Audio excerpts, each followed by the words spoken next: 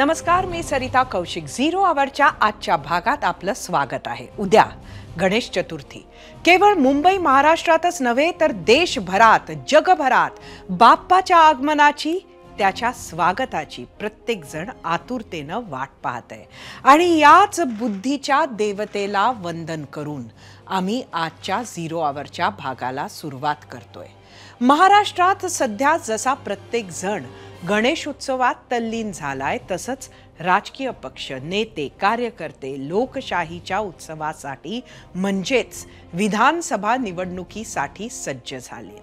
लोकसभेत ज्या प्रकारे भाजपला कच खावी लागली होती, त्याची पुनरावृत्ती विधानसभेत नको म्हणून भाजपनं मेगा प्लॅनिंग केलंय.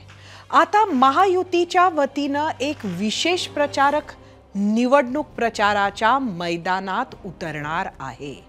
म्हणायला हा प्रचारक किंवा याचे नाव महाराष्ट्राचेच, पण महाराष्ट्राच्या राजकारणापासून स्वतःला अनेक वर्ष बरंच दूर ठेवलेलं, म्हणायला कट्टर भाजपवादी, त्यात संघाचा स्वयंसेवक, पण तरीही विरोधकांचेही लाडके राजकारणी असून ही मीडियाला सांगतात की मला राजकारणाचे प्रश्न विचारू नका, फक्त माझ्या कामाबद्दल विचारा.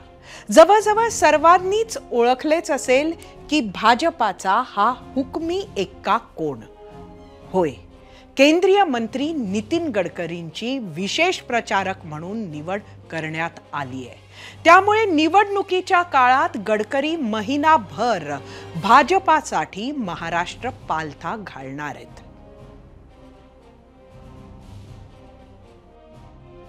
माननीय भूपेंद्र यादवजी आमचे प्रभारी आहे, अश्विनी वैष्णवजी आहेत, आणि नितीन गडकरीजी यांनी सुद्धा, मी त्यांना विनंती केली, पक्षाने विनंती केली आहे, राज्याच्या भाजपाने त्यांनी सुद्धा 1 महिना या निवडणूक प्रचारामध्ये पूर्ण वेळ द्यावा माननीय नितीनजींनी मान्य केला आहे. आणि त्यामुळं महाराष्ट्राची संपूर्ण भारतीय जनता पार्टी ही या प्रचार अभियानामध्ये काम करणार आहे. आता अनेकांना हा प्रश्न असेल की गडकरी जर महाराष्ट्रात उतरत आहेत तर देवेंद्र फडणवीसांचं काय. काही विरोधक खूप खुश व्हायच्या आधीच मी सांगू इच्छिते की भाजप येणारी निवडणूक देवेंद्र फडणवीसांच्या नेतृत्वातच लढणार आहे. निवडणूक समितीचे संयोजक हे रावसाहेब दानवे असणार आहेत, तर प्रचार यंत्रणेतील 4 प्रमुख नेत्यांमध्ये चंद्रशेखर बावनकुळेही आहेत. शिवाय भाजपकडून 20 स्टार प्रचारकांची व्यवस्थापन समितीही जाहीर करण्यात आली आहे. असं कळतंय की नितीन गडकरींचा चेहरा विधानसभा निवडणुकीत वापरावा असा राष्ट्रीय स्वयंसेवक संघाचा आग्रह होता. हाच आग्रह प्रदेश भाजपातही होता असंही कळतंय.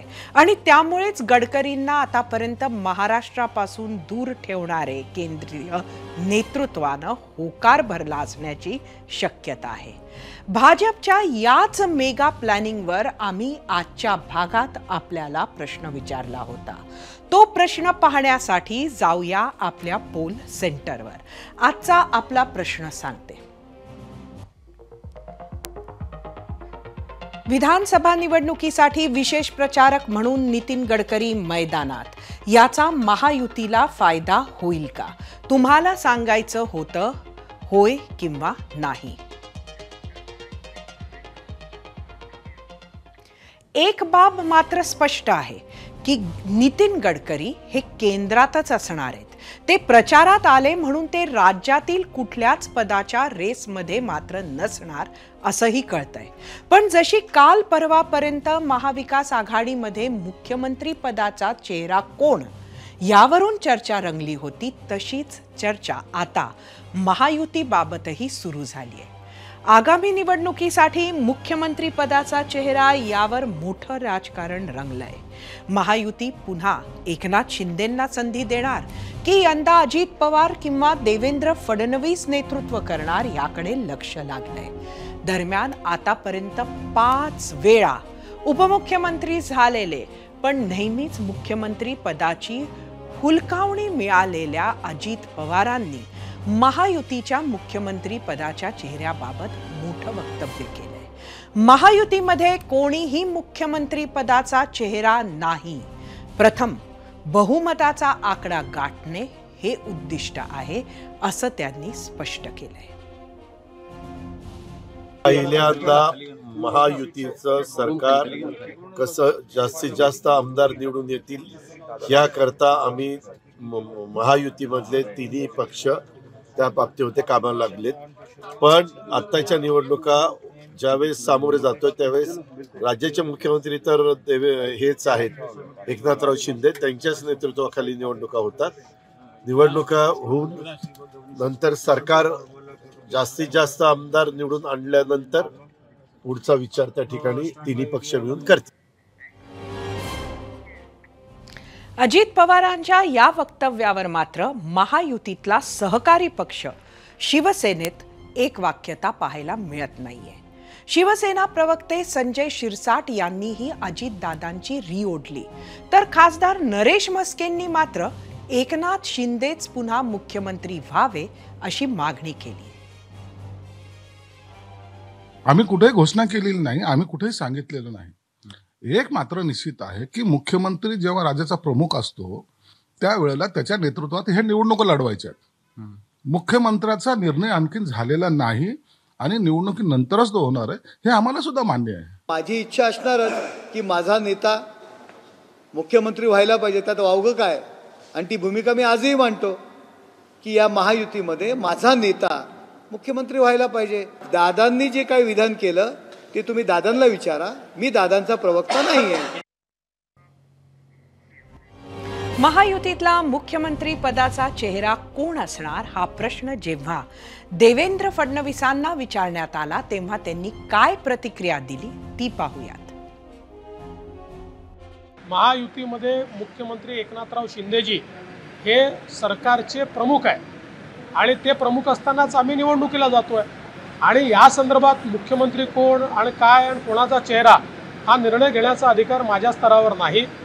या संदर्भात आमचं पार्लमेंटरी बोर्ड आणि दोन्ही पक्षाचे नेते म्हणजे शिंदेसाहेब आणि अजितदादा पवार हे मिळून सगळे निर्णय करतील. ते आधी करायचे की नंतर करायचे याचाही निर्णय तेच करतील.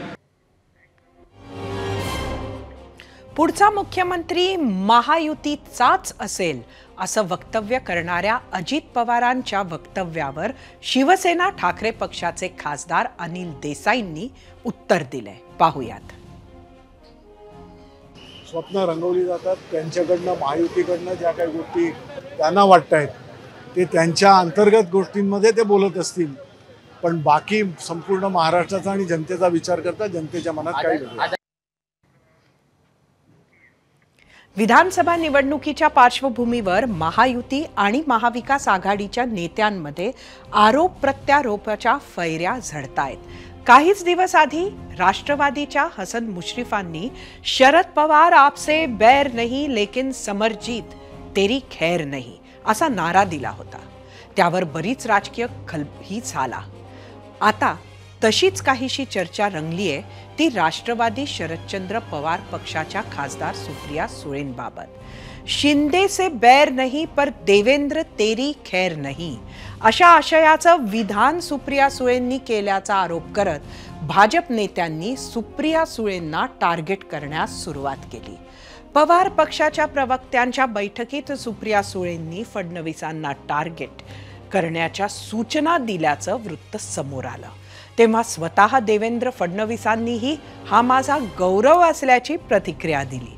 शिवाय भाजपचे मंत्री आणि नेत्यांनीही सुप्रियांवर टीका करताना हा मस्तवालपणा योग्य नसल्याची प्रतिक्रिया दिली. 50 वर्ष तुम्हाला सत्ता दिल्यानंतर सुद्धा विकास करण्यामध्ये तुम्ही कमी पडलात, अपयशी झालात. फक्त जातीपातीचं राजकारण करायचं, जातीपातीमध्ये द्वेष जहर कागवायचं आणि त्यातून आपली सत्ता किंवा खुर्ची प्राप्त करायची. पण मला वाटतं अशा घोषणा देऊन भेद पाडण्याचा प्रयत्न केला तरी आता मतदार यांच्या अशा वृत्तीला कुठेही खतपाणी घालणार नाही. जरांगे शिंदे से बैर नहीं, देवेंद्रजी तेरी खैर नहीं. याचा अर्थ जरांगे, शिंदे आणि पवार हे मराठा जातीचे आहेत आणि देवेंद्रजी ब्राह्मण जातीचे. म्हणजे यांचं राजकारण काय चालू आहे हे महाराष्ट्रातल्या लोकांना समजलंय. शरद पवारांच्याकडून ज्या सुप्रिया सुळे शिकल्या, शरद पवार हे जातीयवादाचं विद्यापीठ आहे आणि त्यामुळं लिंबाच्या झाडाकडून गोड फळाची अपेक्षा करणं गैर आहे. जसा बाप तशी लेक. मला वाटतं इतका मस्तलपणा काही बरोबर नाही आहे. राजकारणामध्ये इतक्या खालच्या पातळीवर जाऊन इतका द्वेष आणि मत्सर करणं हे निश्चितच राजकारणातील लोकांसोबत नाही. विरोधकांकडून फडणवीसांना टार्गेट केलं जाते असा आरोप भाजपकडून होत असताना सुप्रिया सुळेंनी मात्र मी ते विधान केलं नसून तसं विधान केल्याचा व्हिडिओ दाखवावा अशी मागणी भाजपकडे केली आहे.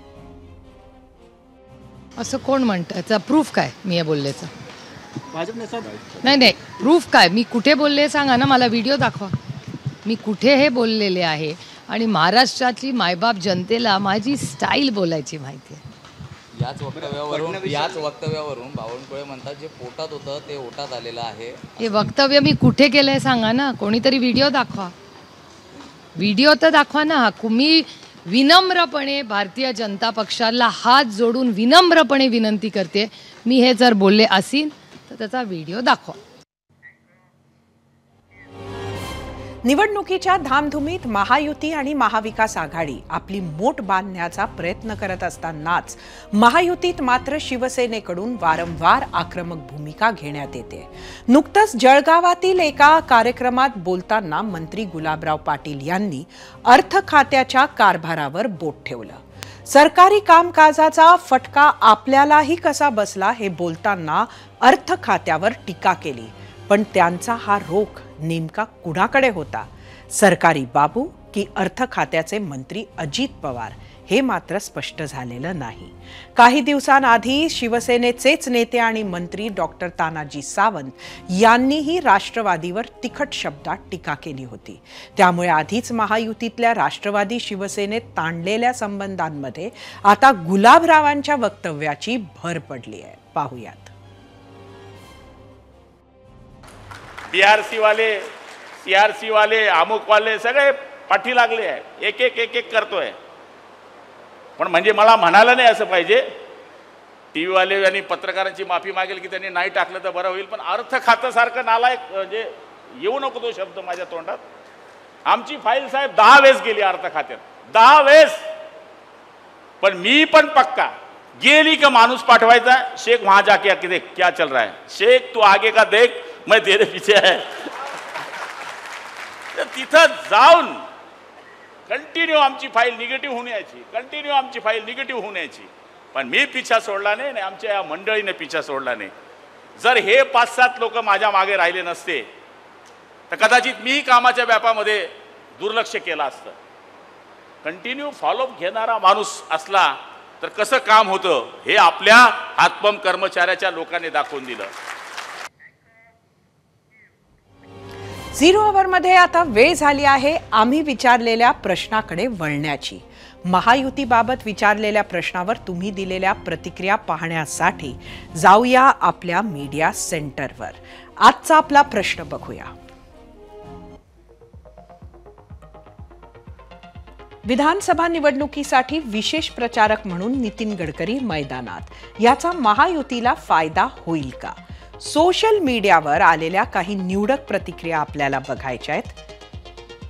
पहिली प्रतिक्रिया एक्स वरून दयानंद गौडगाव यांची. हवं तर गडकरींना लोक मत देतील पण त्यांच्या सोबत असलेल्या उमेदवारांसाठी कोणी आपलं मत बदलणार नाही. एक्स वरून शंतनू गौतम. लोकसभा निवडणुकीतील मागचा अनुभव पाहता संघाचा भाजपवर अजिबात विश्वास राहिलेला नाही म्हणून नितीन गडकरींची ढाल पुढे केली. एक्स वरून महारुद्र माने. फायदा तेव्हा होईल जेव्हा गडकरींना मुख्यमंत्री पदाचा चेहरा घोषित करतील. यूट्यूब वरून संजू साकुरे. पर्सनली गडकरींचे अनेक फॅन्स आहेत पण लोक पक्षाला त्यांचं श्रेय देणार नाही. फेसबुक वरूनच अमित राणे. गडकरी यांचा उपयोग करून घेत आहेत.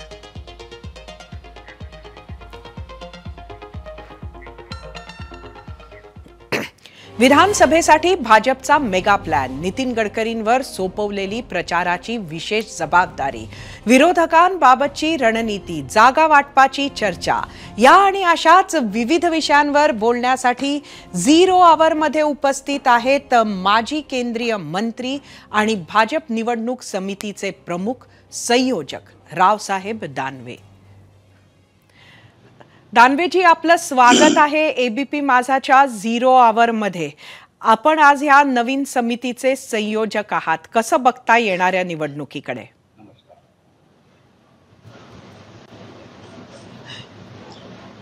आता काही दिवसामध्ये विधानसभेच्या निवडणुका आहेत आणि या निवडणुकीच्या तयारीसाठी प्रत्येक राजकीय पक्षानं आपली आपली मोर्चे बांधणी सुरू केलेली आहे. तशी भारतीय जनता पार्टीनं सुरू केली. खरं तर भारतीय जनता पार्टी केवळ तयारी करते अशी नाही आहे. ज्या दिवशी निवडणुकीचे निकाल लागतात आणि निवडणुका संपतात त्याच्यानंतर पुढच्या निवडणुकीची तयारी भारतीय जनता पार्टी करत असते. मजबूत प्रमुख असू द्या किंवा अन्य पार्टीच्या ऍक्टिव्हिटीज असू द्या, पार्टीची जी काही फादर बॉडी आहे, सरकारचं काम करतं आणि संघटनेचं काम करतं आणि त्यामुळं नव्यानं काही करण्याची आम्हाला गरज नाहीये. या राज्यामध्ये भारतीय जनता पार्टीची जवळपास 100% बूथ रचना झालेली आहे आणि प्रत्येक ठिकाणी आमची यंत्रणा आता निवडणुकीच्या दृष्टीने कामाला लागलेली आहे. दानवेजी, नितीन गडकरी हे मैदानात उतरणार आहे. नक्की काय प्लॅन आहे भाजपचा त्यांच्यासाठी? काय अपेक्षित आहे गडकरींकडून? हे बघा, गडकरी भारतीय जनता पक्षाचे ज्येष्ठ नेते, राज्यात आणि केंद्रात त्यांनी अध्यक्षपद भूषवलं, राज्यातही केंद्रातही अध्यक्षपद भूषवलं आणि आता केंद्रातले जे काही आमचे टीम आहे, मोठी टीम, त्या टीम एक ते सदस्य परंतु महाराष्ट्रातले, आणि जेव्हा कधी लोकसभा असू द्या, विधानसभा असू द्या, अशा निवडणुका येतात तेव्हा महाराष्ट्राची जी टीम आहे ती टीम निवडणुकीच्या प्रचारासाठी उतरवली जाते, नियोजनासाठी उतरवली जाते. त्याचाच एक भाग बनवून गडकरीला सुद्धा आमच्या सगळ्यांच्या सोबत मी आहे, गडकरी साहेब आहे, देवेंद्रजी आहे, बावनकुळेजी आहे, असे सगळे कार्यकर्ते आम्ही निवडणुकीमध्ये उतरलेलो आहे. गडकरीचा विशेष उल्लेख तुम्ही का करता मला समजत नाही, कारण गडकरी हे भारतीय जनता पार्टीचे ज्येष्ठ नेते आहेत आणि गडकरी हे काही भारतीय जनता पार्टीच्या बाहेरून आणले आणि ते प्रचारात उतरवले असं नाहीये. मला असं वाटतं की 1980 पासून गडकरी भारतीय जनता पार्टीच्या सक्रिय कार्यकर्ते म्हणत ते राज्याचे अध्यक्ष झाले, राष्ट्रीय अध्यक्ष झाले आणि आज केंद्रात महत्वाच्या पदावर ते जबाबदारीनं काम करतात.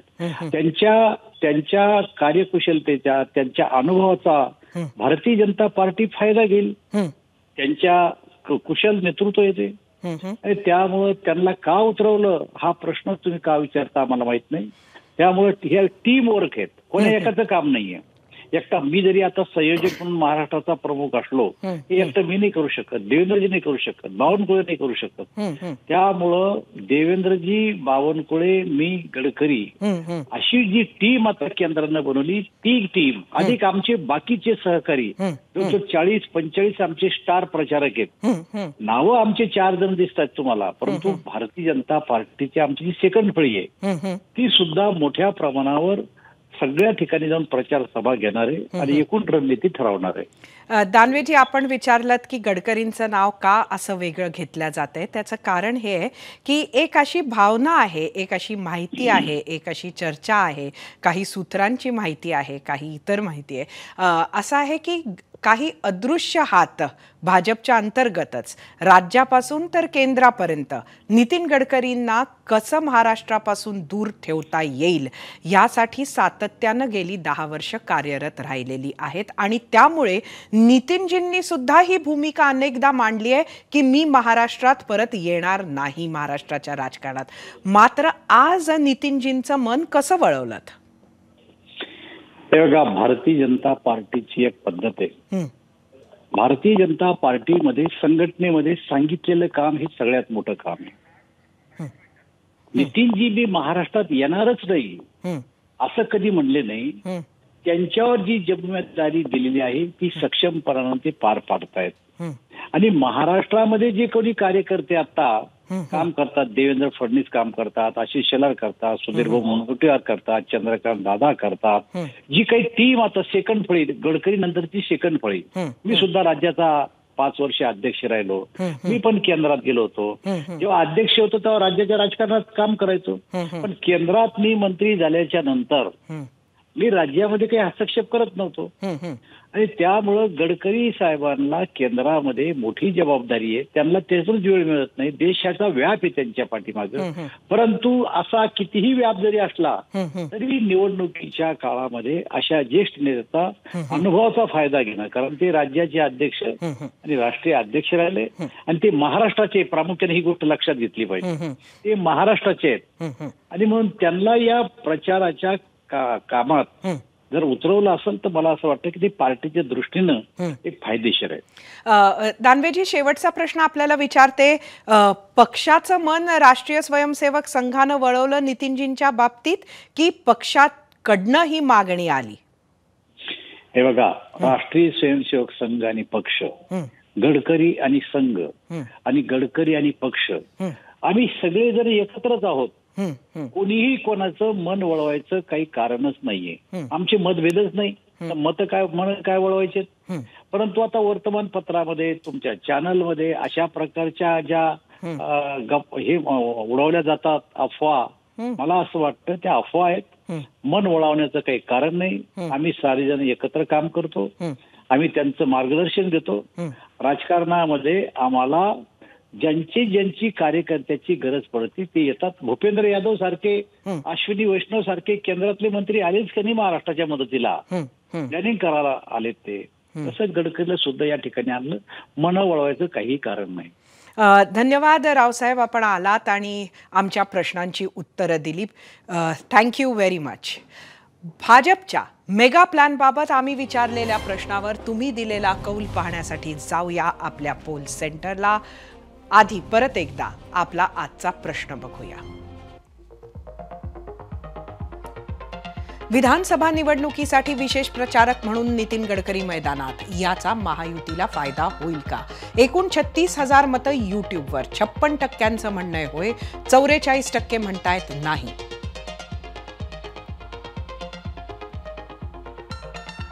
इंस्टाग्रामवर एकूण 3,000 मतं.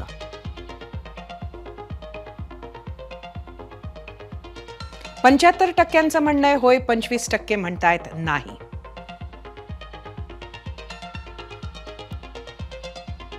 फेसबुकवर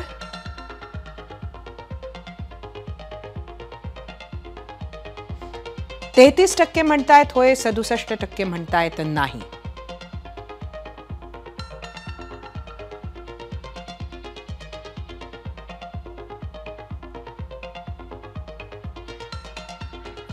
एकूण 40% म्हणतायत होय, 61% म्हणतायत नाही. एक्सचा कौल.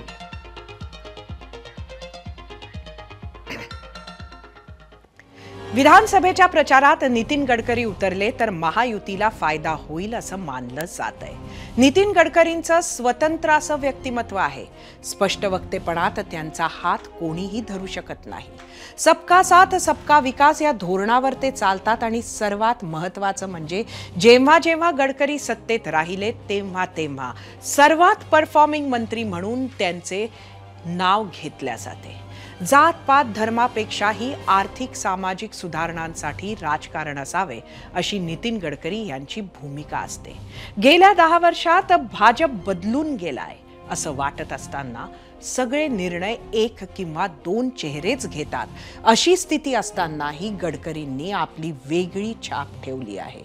मोदी शहांच्या राज्यात गडकरी असणं ही सोपी गोष्ट नाही. आणि म्हणूनच विरोधी पक्षातील लोक सुद्धा त्यांचं नाव आदरानं घेतात. किंबहुना टोकाचा मोदी विरोध असणारे विरोधक नेमके याच गोष्टीसाठी तर गडकरींची तोंड भरून स्तुती करत नाहीत ना, हा सवालही कधी कधी मनात येतो. भाषेचा स्तर खालावत असतानाही गेली 10 वर्ष गडकरींनी विरोधकांवर फारशी कठोर टीका केली नाही. एवढेच काय तर त्यांची पक्षाच्या पलीकडच्या मैत्री, आदरयुक्त संबंध, भेटीगाठी कायम राहिल्या. आपलं वेगळेपण जपणाऱ्या गडकरींची महाराष्ट्रात सुद्धा इतरांच्या तुलनेत स्वीकार्यता जास्त आहे.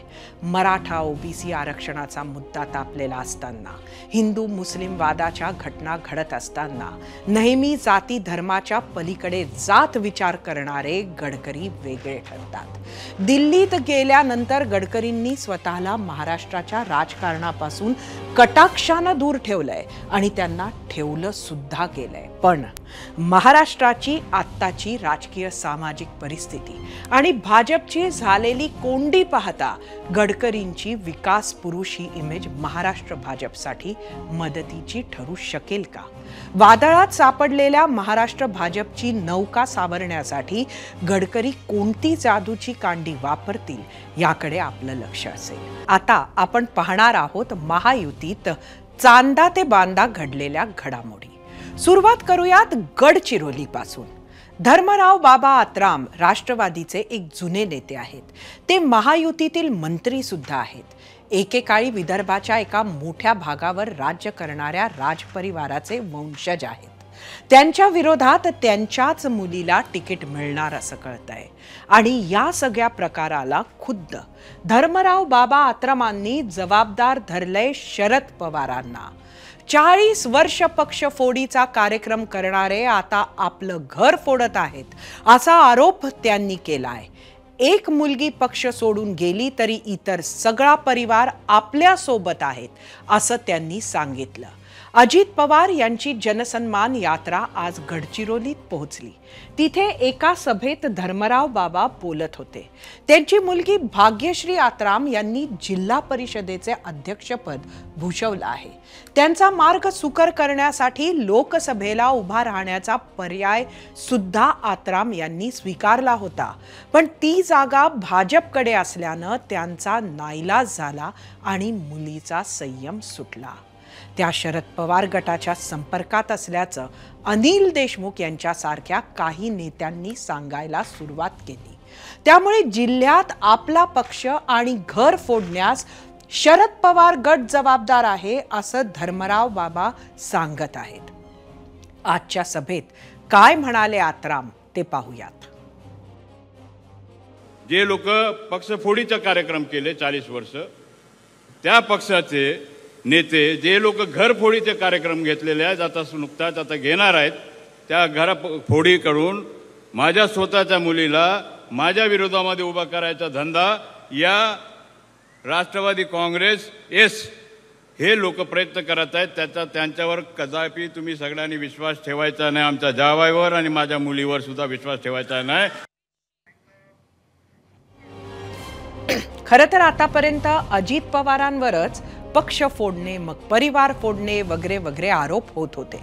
त्याचाच फटका अजितदादांना लोकसभेत बसला आणि शरद पवारांना सहानुभूतीही मिळाली. आता त्याचीच परतफेड आज गडचिरोलीत होताना दिसली. या सभेत अजित पवार यांनी धर्मराव बाबा आत्राम यांच्या वतीनं भावनिक आवाहन केलं. बापा इतके लेकीवर कुणाचेच प्रेम नसते, चूक भूल करू नका, बापासोबत राहा अशा शब्दात त्यांनी साद घातली. हे सांगत असताना कुठंतरी त्यांच्या डोक्यात शरद पवार, सुप्रिया सुळे आणि बारामती असा संबंध घोळत असावा असं राहून राहून वाटत होतं. मी असं का म्हणते ते तुम्ही स्वतः एकदा ऐकून ठरवा. अख्खं कुटुंब बाबांच्या बरोबर आहे, परंतु एकाला बाबांनी चांगल्या पद्धतीनं जिल्हा परिषदेचं अध्यक्ष केलं. आता बाबाच्याच विरोधात उभे राहायला निघाले. आता काय म्हणायचं? तुम्हाला माहिती आहे तुमच्याकडे कुस्त्या कितपत चालतात? नेहमी वसतात, त्याच्या हाताखाली जो शिकतो त्याला सगळे डाव शिकवत नाही. एक डाव राखून ठेवतो, एक डाव वस्ताद राखून ठेवतो. बाकीचे सगळे त्यांना सांगतो. मला त्यांना सांगायचं, अजूनही चूकभूल करू नका, तुमच्या वडिलांच्या बरोबर राहा. आत्राम यांनी भर सभेत शरद पवारांवर घरफोडीचा आरोप केला. याच विषयावर आम्ही विचारला होता 0 आवर मधील आजचा दुसरा प्रश्न. तो पाहूयात पोल सेंटरला. आजचा आपला दुसरा प्रश्न. धर्मराव बाबा आत्राम यांच्या विरोधात त्यांचीच मुलगी मैदानात. घर फोडण्यासाठी शरद पवार गटच जबाबदार. आत्राम यांचा आरोप पटतो का? तुम्हाला सांगायचं होतं, होय किंवा नाही. गडचिरोलीतील राजघराण्यात राजकारणामुळे सुरू असलेला वाद आपण पाहिला. आता थेट कोकणातील दापोलीत जाऊयात. तिथे रामदास कदम यांना त्रासदायक ठरेल असा भाऊबंदकीचा नवा प्रयोग रंगू लागलाय. सदानंद कदम आणि रामदास कदम या भावांमधील वाद सर्वश्रुत आहे. तोच वाद आता राजकीय मैदानात दिसणार आहे. दोघांची मुलं आमने सामने येत आहेत. दापोली विधानसभा मतदारसंघात आमदार योगेश रामदास कदम यांच्या समोर नवे आव्हान उभा ठाकत आहे. त्यांचा सख्खा चुलत भाऊ म्हणजे सदानंद कदम यांचा मुलगा अनिकेत कदमच आमदार योगेश कदम यांच्या विरोधात ठाकरे गटाचे काम करणार आहे.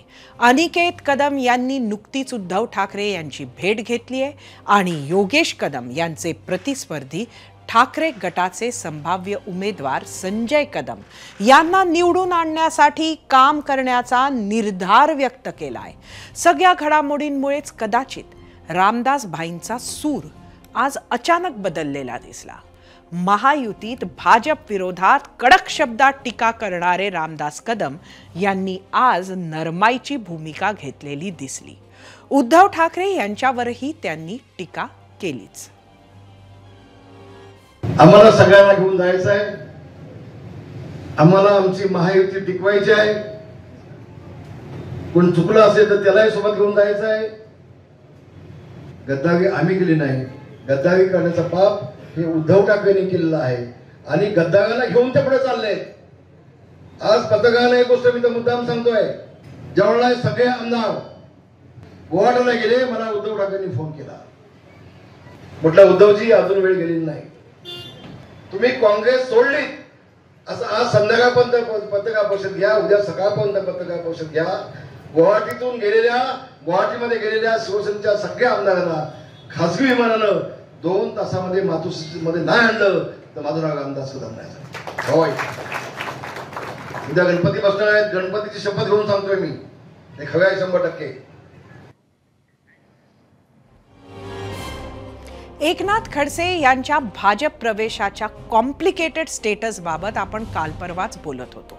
लोकसभेत खडसेंनी भाजपला मदत केली असं रक्षा खडसेंनी सांगितलं होतं.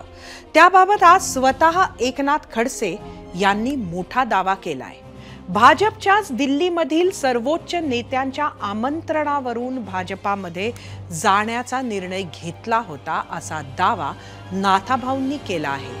5 महिन्यापासून आपण भाजप प्रवेशाची वाट बघत असल्याचंही त्यांनी सांगितलं. भाजपालाच माझी गरज नाही तर मी भाजपमध्ये का जाऊ असा प्रश्न देखील एकनाथ खडसे यांनी उपस्थित केलाय. आणि याच मुद्द्यावर आज पुन्हा एकदा भाजप प्रदेशाध्यक्ष चंद्रशेखर बावनकुळे यांनी सावरून घेण्याचा प्रयत्न केलाय. मला असं दिसतं की जे पी नड्डांच्या हस्ते माझा प्रवेश झालेला आहे आणि जे पी नड्डांनी ते सांगायला हवं आहे. परंतु ज्या ठिकाणी खालचे देवेंद्र फडणवीस असतील, गिरीश भाऊ महाजन असतील, हे जर त्याला विरोध करत असतील तर मला वाटतं जे पी नड्डांपेक्षा मोठे गिरीश महाजन आणि देवेंद्र फडणवीस असावे पार्टीमध्ये. महाराष्ट्र भाजपा ही कुठल्याही खडसे साहेबांच्या पक्षप्रवेशाच्या विरोधात नाही, कुठलेही कोणीही विरोधात नाही आहे. पण काही विषयावर चर्चा होणे, शेवटी पक्षामध्ये त्यांच्याकडे जे परिवारामध्ये आहे, रक्षाताई आमच्याकडे आहे, तो रोहिणीताई तिकडे राष्ट्रवादीकडे आहे. एकदा निर्णय करताना सामूहिक निर्णय करावे लागतात. खडसे साहेब आले समजा, रोहिणीताईचं काय, रोहिणीताई आल्या तर खडसे साहेबाचं काय, आणि मग त्या रोहिणीताईची मागणी काय आहे, या अनेक विषय आहेत. त्यामुळं मला वाटतं खडसे साहेबांचा पक्षप्रवेश हा होताना एकंदरीत सर्व मुद्द्यावर चर्चा करून होणार आहे.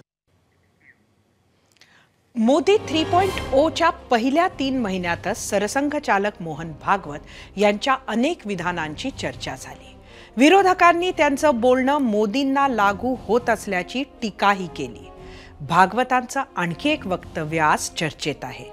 आपण देव झालो असे स्वतः म्हणू नये, लोकांना तुमच्यातील देवत्व ठरवू द्या, असा सल्ला त्यांनी दिलाय. आता हा सल्ला कुणाला उद्देशून आहे याबाबत तर्कवितर्क लढवले जात आहेत. याच कार्यक्रमात भागवतांनी संघाच्या मणिपूरमधील सेवा कार्याचाही उल्लेख केलाय. भैयाजीने एक जगावेगळा मार्ग घेतला. काही काळ तो यशस्वी व्हावा म्हणून त्यांना संघ आणि हिंदुत्व या दोन्ही गोष्टींना, हिंदुत्व म्हणजे त्याचं वर्णन, ह्याला दूर ठेवून राहावं लागलं. विद्या विनयनं शोभते असं म्हणतात, तसं त्या कर्तृत्वाच्या उंचीला ही जी विचारांची खोली आहे ती शोभून दिसते. आपलं जीवन जितकं चांगलं करता येईल तितकं करावं, म्हणजे चमकू नये कोणी असं मी म्हणत नाही. प्रत्येकाने देवभात झालं पाहिजे, परंतु देव आपण झालो की नाही हे लोक ठरवतील. आपण मी देव झालो असं मानू नये. मणिपूरमध्ये आता 2 वर्ष ही अशांतता आहे म्हणून तत्पूर्वी शिबिरं व्हायची, त्याच्यामध्ये पूर्ण गणवेशात ख्रिश्चन लोकसुद्धा यायचे, स्वयंसेवक म्हणून यायचे, मेघालयात यायचे, पुष्कळ ठिकाणी अजूनही येतात.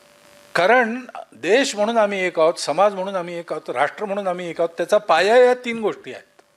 बाकीच्या गोष्टी आपली विविधता आहेत, त्या आपापली विशिष्टता दाखवतात. वेगळे पण नाही आहे त्या विशिष्टतेमागे, विशिष्टता आहे. राजकारणामुळे कुटुंबात होत असलेला कलह हा आपला आजचा मुख्य विषय होता आणि त्याच विषयावर 0 आवरमध्ये प्रश्न विचारला होता. त्यावर तुम्ही दिलेल्या काही निवडक प्रतिक्रिया पाहूयात. जाऊयात आपल्या मीडिया सेंटरला. परत एकदा आजचा प्रश्न पहिले बघूया. धर्मराव बाबा आत्राम यांच्या विरोधात त्यांचीच मुलगी मैदानात घर फोडण्यासाठी शरद पवार गटच जबाबदार. आत्राम यांचा आरोप पटतो का? सोशल मीडियावरच्या प्रतिक्रिया बघूया. एक्स वरून उज्ज्वल कुमार, आत्रामांची स्थिती नाचता येईना अंगण वाकडे अशी झाली आहे. यूट्यूब वरून सुभाष सानप, आरोप खरा सुद्धा असू शकतो, कारण 50 वर्षापासून राजकारणात हेच चालत आलं आहे. फेसबुकवरून संजय मोरे, तुम्ही एका पक्षात, तुमची मुलगी दुसऱ्या पक्षात, हे सगळे तुमच्या सोयीनुसार चालले आहे. फेसबुकवरूनच दिनकर पावले, बापाचा मुलीला पाठिंबा आहे. इंस्टाग्रामवरून राजेश मानदेवाड, दुसऱ्याचं घर फोडताना हा विचार का आला नाही.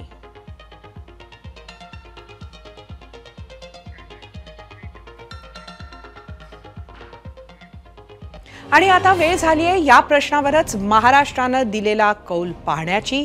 तो पाहण्यासाठी जाऊया आपल्या पोल सेंटरला. परत एकदा आजचा प्रश्न. धर्मराव बाबा आत्राम यांच्या विरोधात त्यांचीच मुलगी मैदानात, घर फोडण्यासाठी शरद पवार गटच जबाबदार. आत्राम यांचा आरोप पटतो का? 32,000 एकूण मतं युट्यूबवर. 38% होय म्हटलंय, 62% नाही. इंस्टाग्रामवर एकूण 1,500 मतं.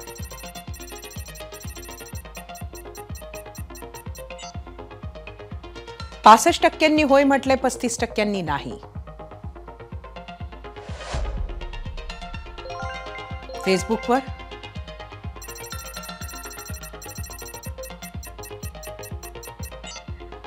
%33 होय म्हटले, 67% नाही.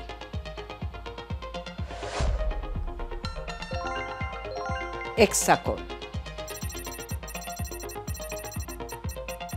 25% होय म्हटलंय, 75% नाही.